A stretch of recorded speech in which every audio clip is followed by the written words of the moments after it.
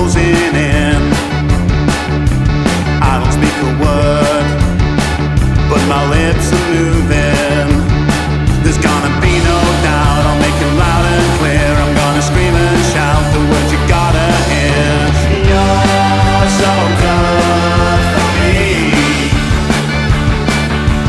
You're so good for me.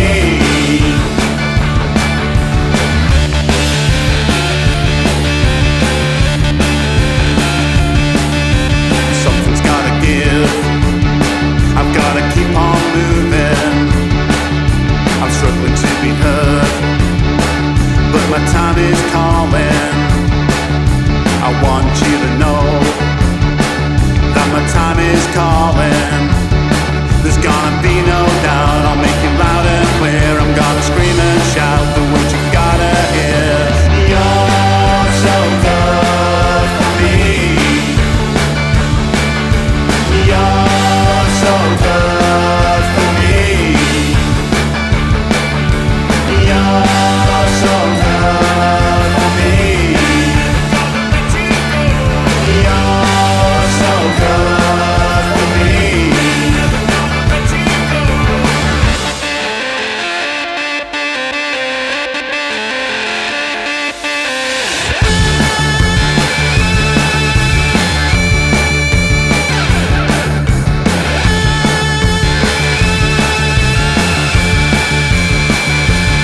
Don't wanna lose my grip, don't wanna see it slip. Don't wanna lose my grip, don't wanna see it slip. Don't wanna lose my grip, don't wanna see it slip. Don't wanna lose my grip, don't wanna see it slip.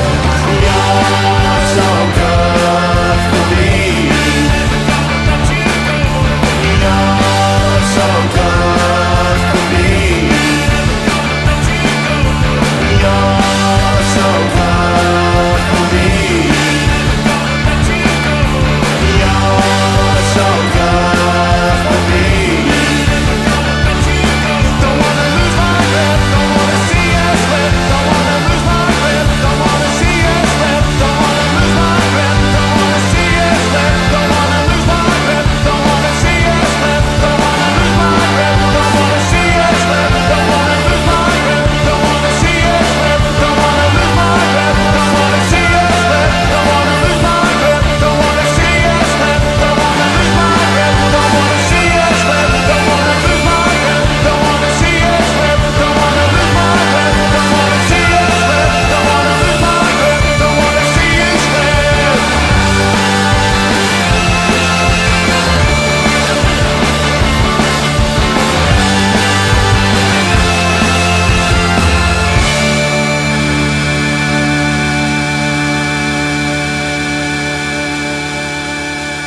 Okay, you're listening to 96.9, it is All FM. On the line I have the legendary, from the iconic band, the Insprial Carpets, Clint Boon. How you doing, Clint? I'm doing good, Kieran. How are you? You well? Yeah, I'm good. Thanks for so much for taking this time out to do this interview. You're welcome, man. You're welcome. So, the Insprial Carpets, they're back touring next year. The last time was 2015, and I was like thinking, oh, it's not that long ago. But I thought, well, the years do soon fly, and it's like 8 years. So yeah, it has been quite a while. So why suddenly now for like a tour? Has the manager been sort of like knocking on the door, going, "Come on, lads, it's been, do you know what? It's been 8 years," or have you just been sort of like preoccupied doing your own stuff and stuff like that? It's funny, isn't it? Because usually when a band gets back together, it's to do with the divorce or the tax man, isn't it? Yeah, right. So, but neither of which are apply in this case. No, I mean, the backstory is we last toured at the end of 2015. We did a tour with our good friend Shed 7. Right. And then we went away for Christmas, and the following year, we were working on new music through 2016. And then Craig, our drummer, passed away sadly. November 2016, Craig died. Mm-hmm. And that's where everything stopped, basically. That was like, since then we just didn't talk about doing any gigs or recording. And, the Inspirals was absolutely, you could look at it, it was either on ice or it was over. We just didn't talk about doing anything. There was still the business of like reissuing albums, and we did a couple of Twitter listening parties, which were great. So we were still very much a business, but the idea of gigging was just not part of the conversation anymore. Yeah. And it was only in the last, through summer this year, July, we started getting just little offers, like little things. Would you fancy doing this next year? And it's like reading these emails. For me, it was like, you know what, I'm ready for it. Yeah, you're up for it. And I didn't think I would be. If you'd have asked me, if me and you would have had a conversation a year ago, you wouldn't have been up for it. I'd have said, you know what, I'm happy doing what I'm doing. I don't really want to do these Inspires. But no, that email in July came on a Saturday morning, and it was like, you know, this is the idea. This is what we're offering. No mention of money. Do you want to tour with this particular band? And I was like, wow, you know what, I'm ready for it. Yeah. So that's where it started, really. From there, you know, I mean, 3 of the band are into it. Martin, the bass player, is not ready for touring yet. He's opted out. He's still very much part of the band. He's still the bass player, but he's just not doing this run of gigs with us. But the other 3 of us, Steve the singer, me, and Graham the guitarist, we're just like, yeah, let's do it. And we've got a guy called Kev Clark to step in on the drums, and Jake Fletcher, who's currently playing bass for Paul Weller. He's a friend of ours from Oldham. He's going to play bass. And the chemistry in the band, you know, the new lineup is phenomenal and exciting, and the songs sound great. So, yeah, I think we've chosen just the right time to come back, and you know, we're still, you know, we were getting on a bit, but we're still young enough to do it. We still look all right, I think, between us. Oh, I think you do, absolutely. Well, I mean, it's not helped anyway with obviously the last 2 years with what's going on with the world, with the COVID situation and stuff like that. I mean, it would have affected you as well, because you, like a DJ as well with the clubs as well. I mean, you know, that part of the industry, you know, obviously that's had like a big toll effect on you as well. You know what though? It made me stronger, that old chapter, because I mean, I went into that first, the pandemic, the lockdown, at a point where most of my income, 75% of my income, comes from DJing and in clubs, events, festivals. That's my main income. I do a radio show, as you know, but my main income is that DJing, and that just went out the window within weeks of the pandemic starting. It's 6-figure sum of money in bookings that had just gone. So, and to be honest, I don't know another individual. I know a lot of companies that have taken a battering, but I don't know another individual that lost out so, profoundly financially. But I just set about doing what I always do, when times are hard, you just, you make ends meet, you create new income streams. Well, that's what I've always done. And I started making music from home. I started DJing from home, doing online DJ sets and doing art and selling that. And, I just carried on. And I've got kids to feed, so I couldn't just sit here licking my wounds and waiting for the DJ work to come back. I got busy. Well, I ended up enjoying it. I mean, I totally wish the world hadn't had to go through it, because we know people who lost loved ones because of it. So, but I just changed the way I work and got on with it, and I really enjoy being at home with my wife and kids every day. It was great thinking. There's points where I was sat there thinking, God, I can't believe it. I don't have to go out of the house for at least another 2 months, 3 months or something.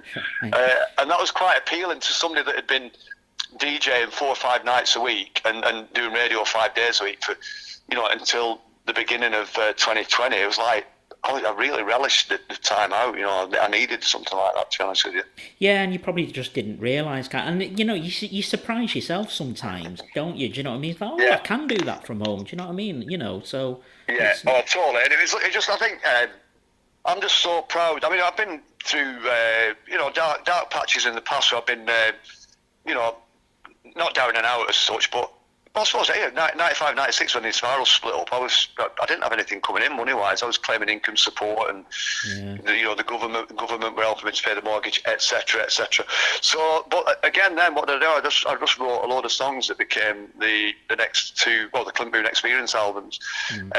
So I turned that dark time into something really positive and. And a very important chapter in my development. So to go through it again in your early 60s, through the pandemic, it's like, I can still do it. I can still adapt and change and roll with the punches. It's a nice feeling there. Well, I mean, with the Inspirals as well, I mean, it was, I don't know, I just always got the impression, it was a band that never kind of broke people's hearts too much. And what I mean by that, I know you had you did have a big gap, something like 7 or 8 years, the split, but I don't know, there was always a kind of impression or reassurance maybe that, you were just putting things maybe on a back burner a little bit, and you've always sort Yeah. of like kept in touch.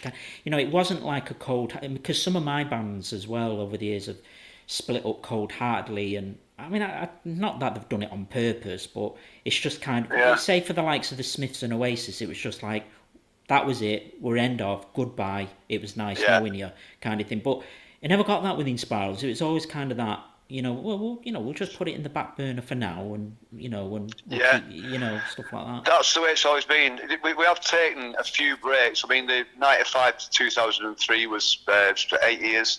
The break that we just had was 7 years. But it's always quite amicable. It's like, well, very amicable. In this instance, but Craig's death was, we had no choice but to, down tools and look after Craig's family. And that's what we did for the first few months after he passed away. We were just, every day was about his wife and kids and what can we do to help you today.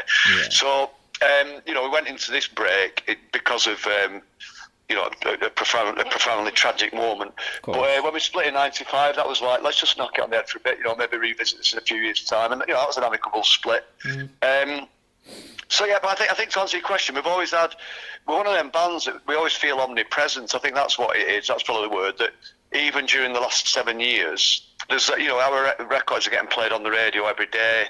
The football fans are singing it, on various terraces around the UK. This is how it feels to be lonely. This is how it feels to be city and all that. You've heard that one, haven't you? So it feels like we're always there. And I think the fact that I'm on the radio up here and, in Manchester and, I'm out and about DJing. So it does feel, probably because of that, the Inspirals have still got a presence even when we're not working together. Yeah.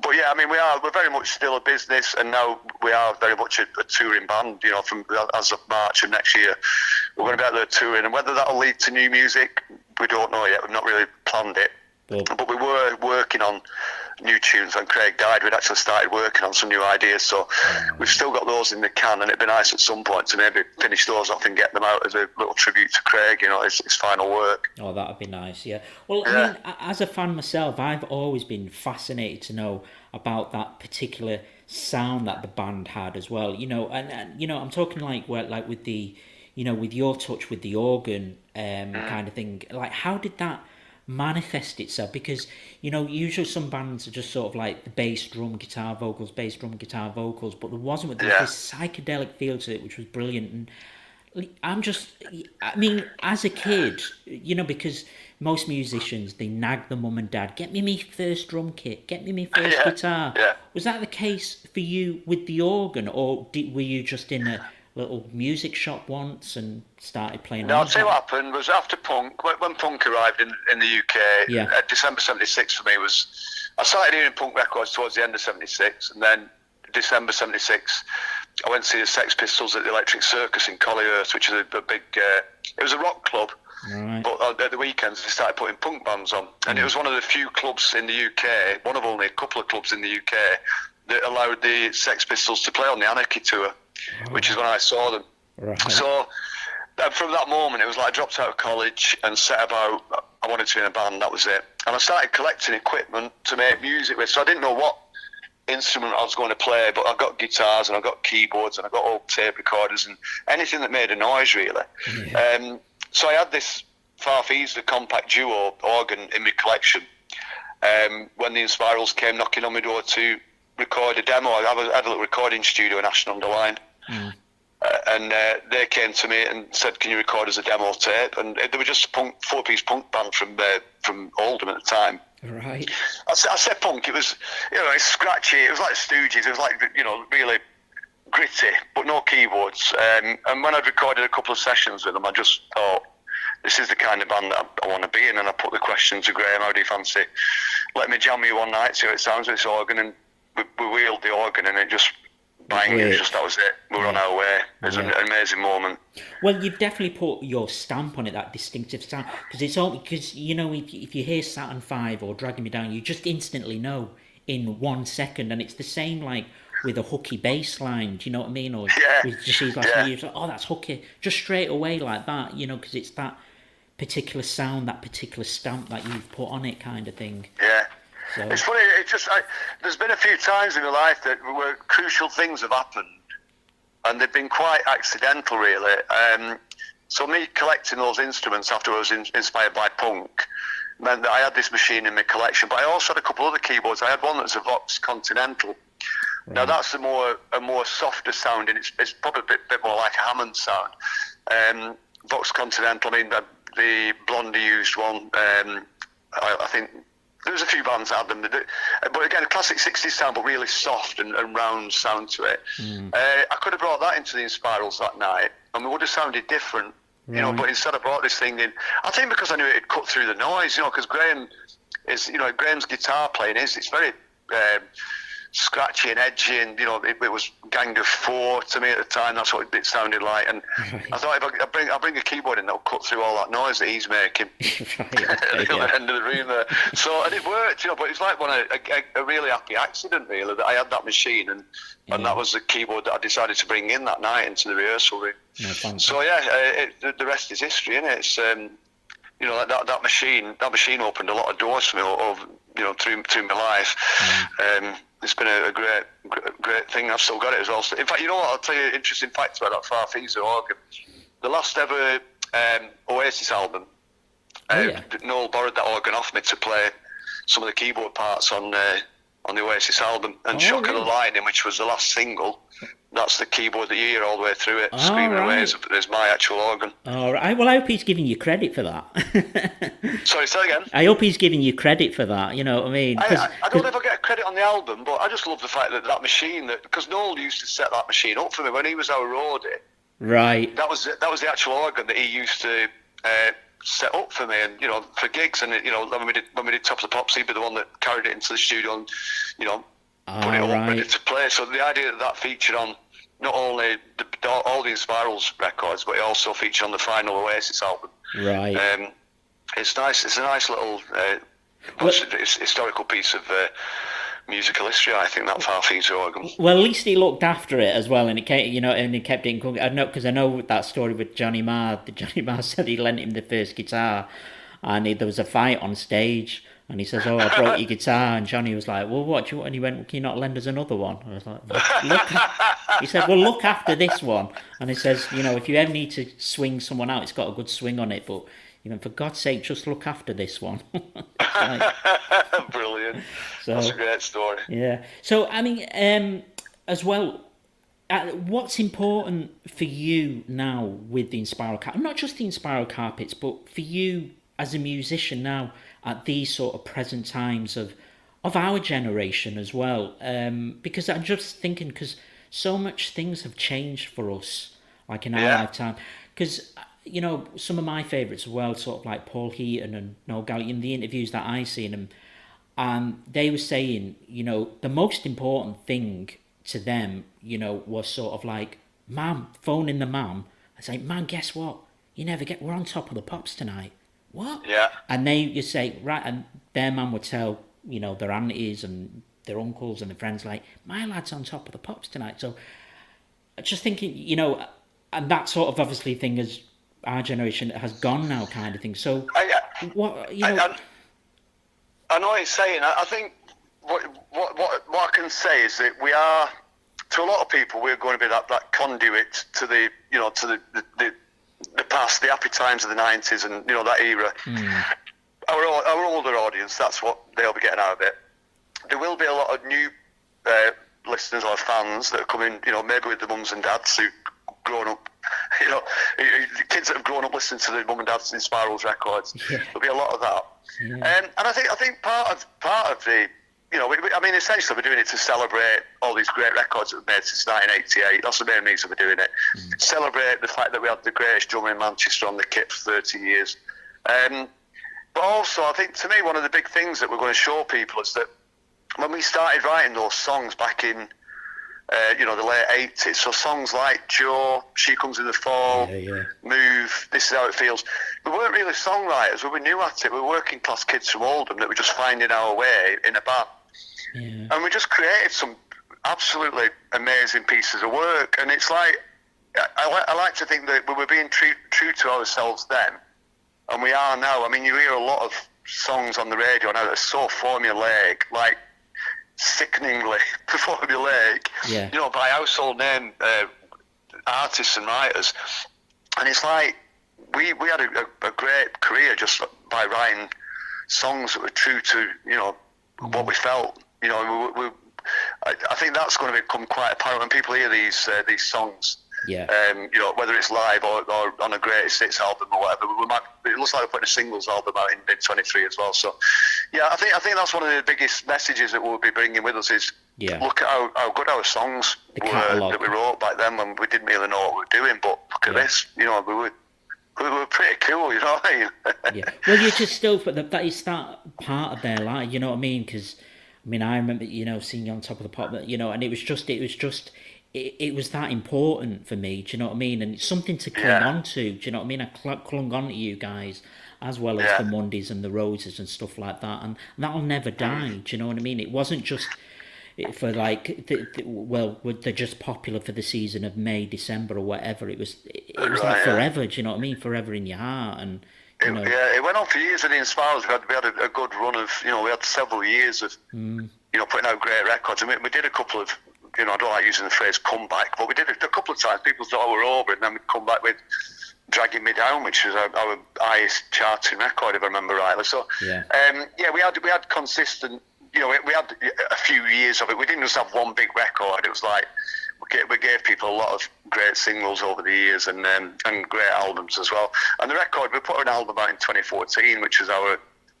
officially it was our 5th studio album. And that's, to me, probably one of our greatest records is that, what we did in 2014 on not a very big budget. We put out a great album, and the single with John Cooper Clarke on it, Let You Down, we did a single, and John did a guest appearance on it. That was our last single, I think, of that era. And I think, again, great song and great performance, and still relevant. The Inspiral's still relevant now. When we're making new music now, it's to me, it's still sounding as good as anything that's being played on the radio. Absolutely. And better than a lot of it.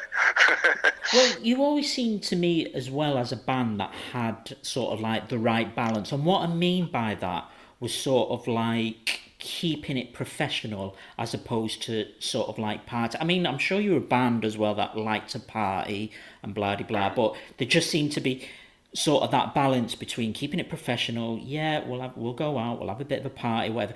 Because I just watched a documentary recently on the Hacienda. It was on BBC Two. I think it was like about 2 weeks ago or something like that. And like Noel Gallagher was making me laugh on it because he was like, I think the Happy Mondays just lived in the Hacienda. Do you know what I mean? They did. So, the thing is that you're dead right there, because I remember at the time we were very workmanlike, we were very industrious, and I think because 2 or 3 of us, I mean, I'd come straight out of the furniture trade, so I'd been working in a sheet metal factory that I hated.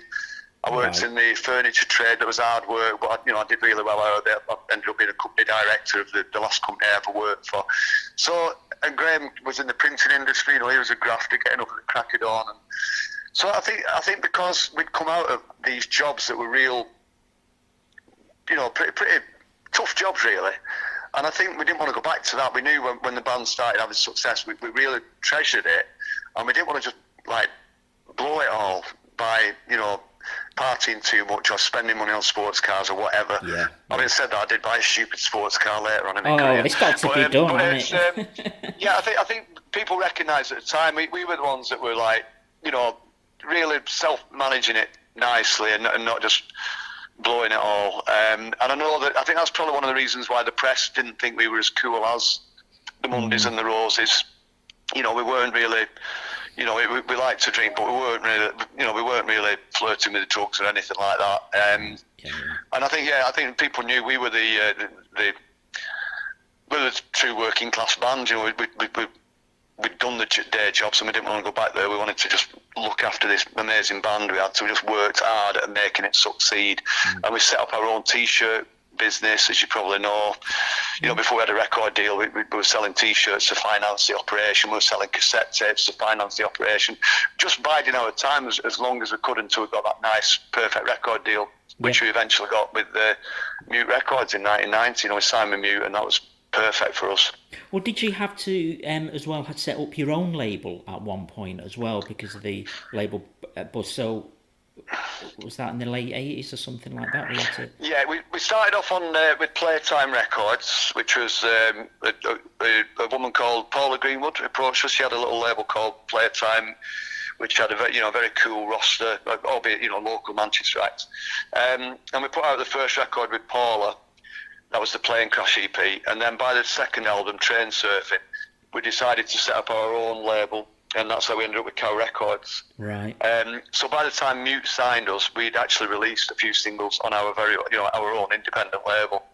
And as I said earlier, we were learning, we were learning how to be songwriters, we were learning how to operate a record label and all this stuff. So by the time Mute signed us, we were actually quite, we knew what we were doing. I think later on in life, seeing the Arctic Monkeys go through something similar, when they arrived on the scene, they were already, they had a big following, they knew what they were doing, they were great songwriters when they eventually appeared in the mainstream, you know what I'm saying? And I think the Inspirals are like that. We had a few years of learning the trade and learning the craft before we went above ground, and subsequently did Top of the Pops in March of 1990. By that point we were quite tight little unit who knew what we were doing, you know what I mean? Well, yeah, I suppose with owning, setting up your own label and stuff, I mean, I presume that you would have to be quite business headed to do that, you know what I mean? Yeah, we were, because I said, we weren't, I was 25 at that point, 25, 26. Right. So, and I'd been in a lot of, I'd done proper jobs. Yeah. Graham was very, clued up on the printing side of things, printing and design. So yeah, we had a lot of knowledge in-house, between the five of us. And obviously Tom joined us in '89, Tom England. He brought with him a lot of intellect and knowledge that was vital to the way we operated. And Martin Walsh, bass player as well, again, very mature, intelligent bloke. So between us, we had quite a decent percentage of good brains, between us. So we weren't just five rock and rollers who were just, I know. You see something like you look at the Libertines in the early days, and you think, God, how did they even get to make a record? Thank God they did. Thank God they did, and they're still going and they're still alive. But we were never like that. We were always a bit more in control of where we were at and what we were doing. Yeah, which I think you've got to be, kind of thing. Do you know what I mean? Because I do a show for unsigned bands, and a lot of them unsigned. But sometimes they can have an attitude like, well, we don't need anyone. Stuff you. We're going to do it ourselves. And I'm thinking, I'm all for that, for being great and independent. But it's like you said, you've got to be a little bit shrewd about it and blah blah. You can't just go into it and it's going to happen. Do you know what I mean? It's Yeah, you're right. And all times have changed a lot, and there's a lot to do with the music industry, in the modern day that I don't understand anymore. I don't know. If I was managing a band now, God, I wouldn't have a clue about what kind of record deal you're going for. It's all changed. They do these. A lot of the major labels now do these what they call a 360-degree deal, where they'll have a cut of everything: your T-shirts, your touring, your records, your publishing. So, but when we were starting off, when we were starting to establish the business and sign the deals, it was your record deal was one thing, publishing deal was another thing. Yeah. We did our own merchandise. Yeah. It was all it was like a cottage industry. It was like, in fact, we were the epitome of the phrase cottage industry at one point back then. Yeah. But now, it's all changed, and some of it's changed for the better. I love the fact that you can access any piece of music that's ever been recorded now, like in a few seconds' notice on your phone, for example. but it's like the Spotify culture. Yeah, I agree that it's convenient for the listener, but a lot of artists are not making the sort of money out of it that they would have done. The way things operated 30 years ago, you would have made a lot of money for having that many people wanting to listen to your music. Yeah. So it's changed. I love it as a music maker. As a musician and a composer, I love the technology that we've got now. Because it's so easy to just, if I wanted to write a song now that had a full orchestral backing, I could do it. In the room I'm sat in, literally with the equipment I've got. I love that aspect of, modern technology. Yeah. But with it, there's a lot of little down things and little negatives, but I try not to dwell on the negative. Well, it's the best not to, because you know what I mean.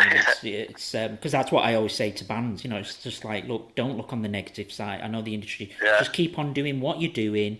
if you're passionate about it, just do it. Do you know what I mean? Yeah, it's funny, isn't it? And it's like, positivity it's addictive. People want to be around somebody who's positive. You know what I mean? When I think about some of the people that I've dealt with in the past, there have been people that have held a lot of negativity about, whether it's politics or football or whatever else.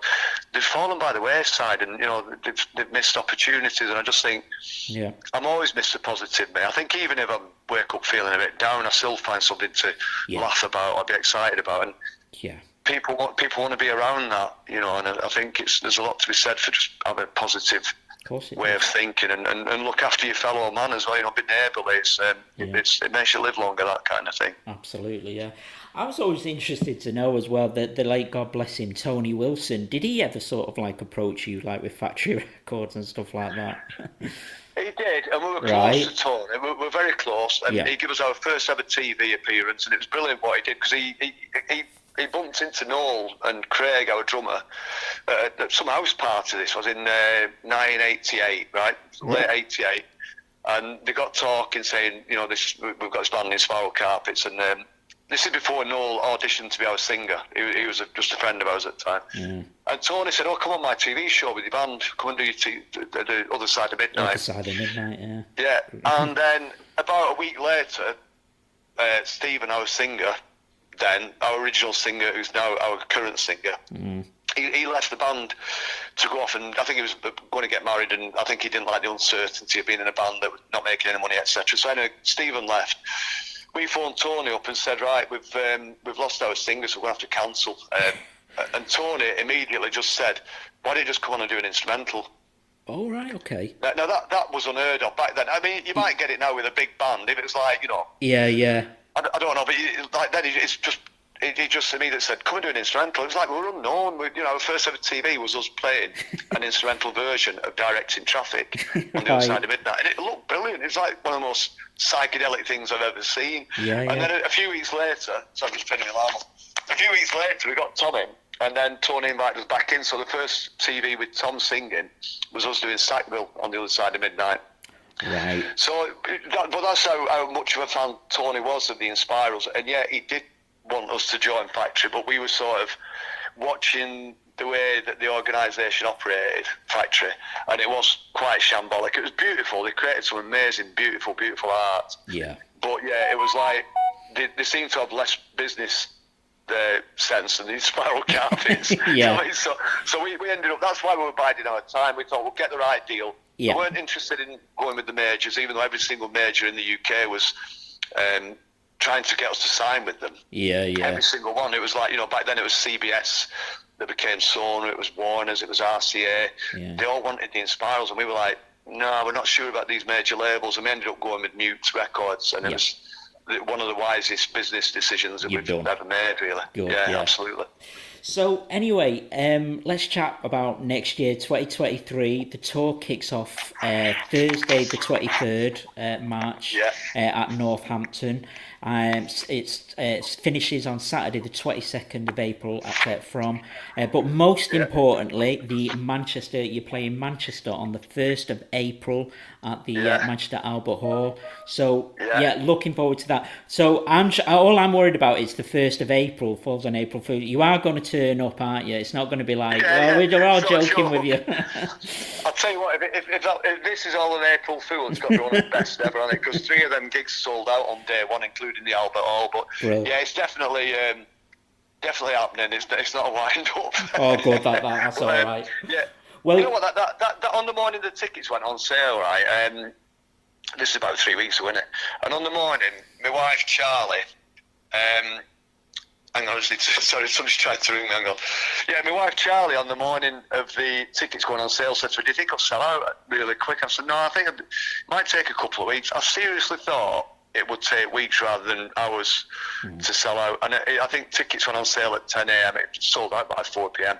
Oh, brilliant. So that was like a beautiful thing to see, and a really lovely reminder of the amount of love that's out there for the Inspirals. Yeah, absolutely. Really heartwarming. Well, I think it's because of everything that we've been through with the world as well, and everything going wrong. We need this, and I can't wait for that. And I love the Albert Hall. It's because it's one of them venues. It's not too big, it's not too, but it's just right. Do you know what I mean? I've seen Johnny Marr there and stuff like that, and it's just perfect. It's just the sound's brilliant.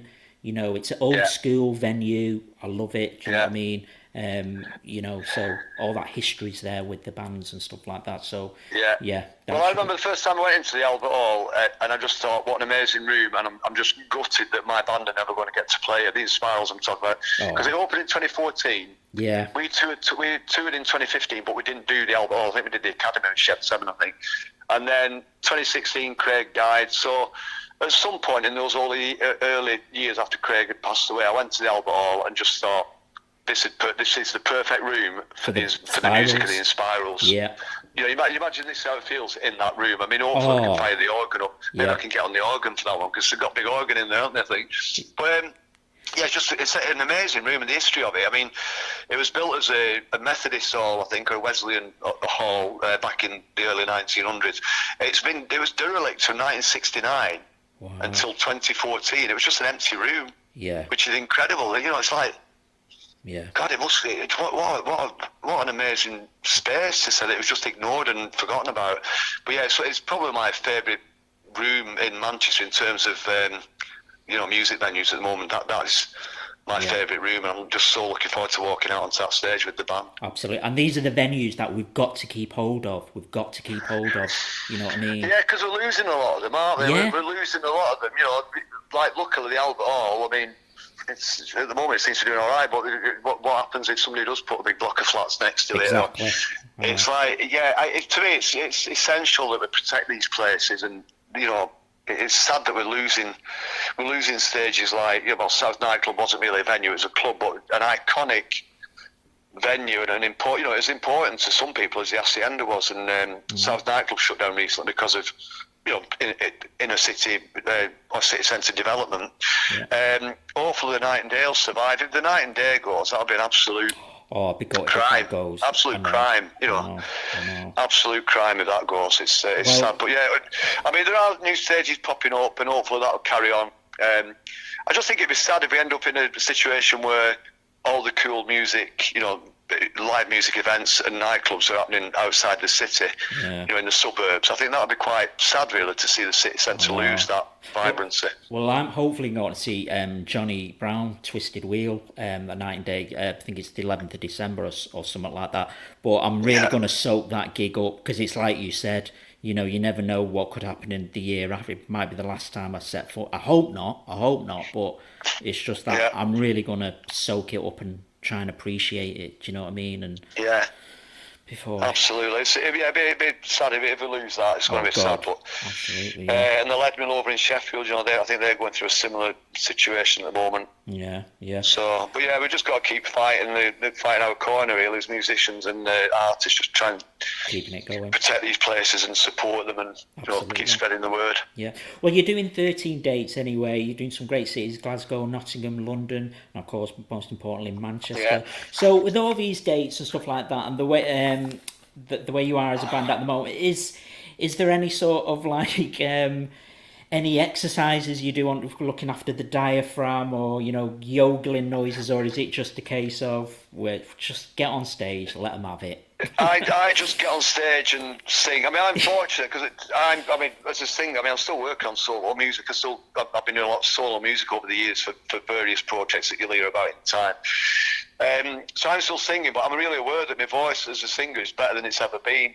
In my opinion. The reason being that for a living every day I talk on the radio. I'm DJing in clubs probably 4 or 5 nights a week, and I'm singing along to the records really loud to myself, obviously not down the mic always, but so my voice is always active. Every day I do a lot of talking or singing, and I think that's why my voice has developed so well over the last few years. So I don't feel like I need to do the exercises, right? And all that. And obviously I'm not the lead singer; I'm just doing the backing vocals. But I mean, the main thing for me is remembering how to play the tunes on the keyboards, because that's I've not played keyboards for like 7 years, so about 6 years. So that's the main thing I'm doing, is playing every day, just remembering the songs, going through them, and it's coming back really quickly. It's like muscle memory is an amazing thing. It's like, even though I've not played certain songs for 15 years, some of them, and just my fingers seem to know where to go, which Well, is brilliant. it's natural because my mind doesn't. Yeah. Brilliant. You know what I mean? Yeah. So let's remind fans again. So the Insprial Carpets, the tour kicks off next year, 2023. Thursday, it starts off 23rd of March at Northampton. Finishes it from Saturday, the 22nd of April. Catch you on Manchester on the 1st of April at the Albert Hall. Looking forward to it, Clint. With people as well, I also with the tickets and stuff. You've got your own. Is your own website going through a bit of a refurb at the moment? Yeah, it is actually. Yeah, right, but okay. for tickets, it's gigsandtours.com. That's the best Right. way. So Ticketmaster. Yeah. Ticketmaster.co.uk, gigsandtours.com, and there is an InsprialCarpets.com website which is currently being overhauled. And we're on Twitter at Inspirals Band. If people want to get in touch, that's a good way of doing it. Brilliant. But yeah, it's just happy days. I'm really excited now, and I know it's going to be an amazing. It'll be emotional because we're doing it without Craig. Yeah. And we have incidentally been keeping Craig's family, his wife and kids up to date. Yeah. Since the moment we decided we were doing stuff, we've been making sure that they're not getting any surprises, because it's going to be incredibly emotional for those guys to see. Yeah, the and dad's I think band that's going what's nice keeping the memory, because I've seen there was a Hooky put like a little video on social media or whatever about like Ian Curtis, and it really made me cry. It was like he was saying like when the band were joined, it was always Ian that was saying, "Come on, we can do this," and we do this, and so each time he's doing them songs now, he's doing it, but obviously it just, he kind of spurred everyone on, but not himself. You know what I mean? So it's very sad. So, but yeah, that's the.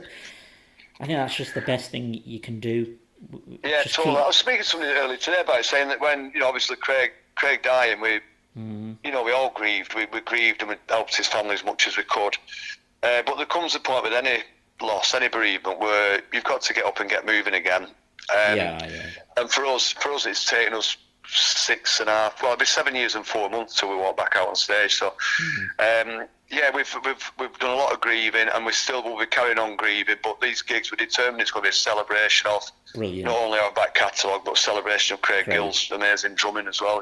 Brilliant. Okay. Well, listen, I'm going to catch you next year on the 1st of April at the Albert Hall. I'm looking forward to it. And I just want to say, Clint, thank you so much for doing this as well, because I can take this off, because everyone in Manchester has got like a story to tell of meeting you, or a story to tell about Clint. And so for me to finally get an interview with you is great, because I've seen you years back, funnily enough, at an Embrace gig, and you were 3 rows in front of me. And it's when Embrace played the Apollo, and Richard, Danny McNamara, or whatever, the singer, he said, "Oh, Clint Boon's in the audience," and everyone was going, "Boon Army, Boon Army."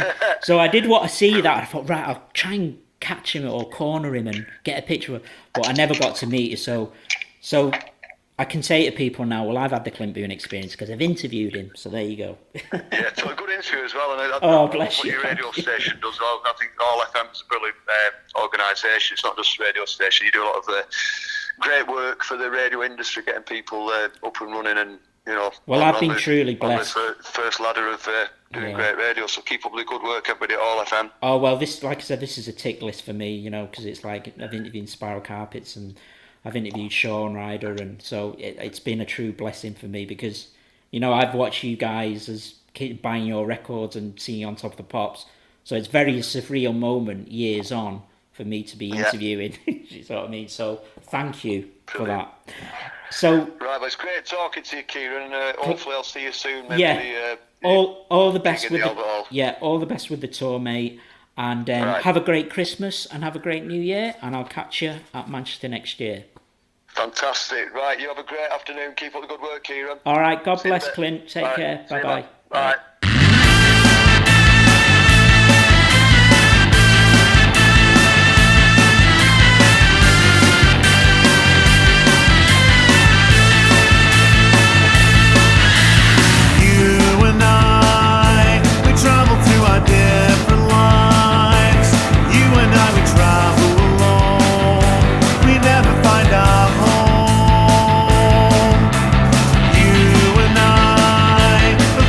For